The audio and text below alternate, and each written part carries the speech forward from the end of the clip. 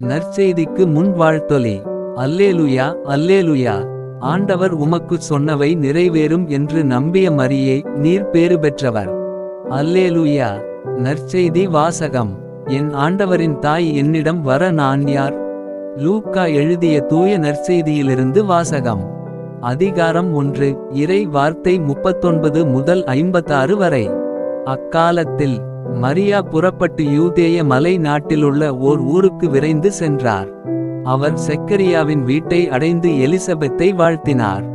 மரியாவின் வாழ்த்தை எலிசபெத்து கேட்டபொழுது அவர் வயிற்றில் இருந்த குழந்தை மகிழ்ச்சியால் துள்ளிற்று. எலிசபெத்து தூய ஆவியால் முற்றிலும் ஆட்கொள்ளப்பட்டார். அப்போது அவர் உரத்த குரலில், பெண்களுக்குள் நீர் ஆசி பெற்றவர், உம் வயிற்றில் வளரும் குழந்தையும் ஆசி பெற்றதே. என் ஆண்டவரின் தாய் என்னிடம் வர நான் யார்?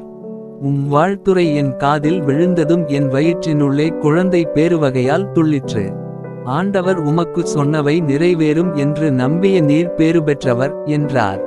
அதை கேட்ட மரியா பின்வருமாறு கூறினார். ஆண்டவரை எனது உள்ளம் போற்றி பெருமைப்படுத்துகின்றது. என் மீட்பராம் கடவுளை நினைத்து எனது மனம் பேருவகை கொள்கின்றது. ஏனெனில் அவர் தம் அடிமையின் தாழ்நிலையை கண்ணோக்கினார். இது முதல் எல்லா தலைமுறையினரும் என்னை பேறு பெற்றவர் என்பர். ஏனெனில் வல்லவராம் கடவுள் எனக்கு அரும்பெரும் செயல்கள் செய்துள்ளார். தூயவர் என்பதே அவரது பெயர். அவருக்கு அஞ்சி நடப்போருக்கு தலைமுறை தலைமுறையாய் அவர் இரக்கம் காட்டி வருகிறார். அவர் தம் தோள்வலிமையை காட்டியுள்ளார். உள்ளத்தில் செருக்குடன் சிந்திப்போரை சிதறடித்து வருகிறார்.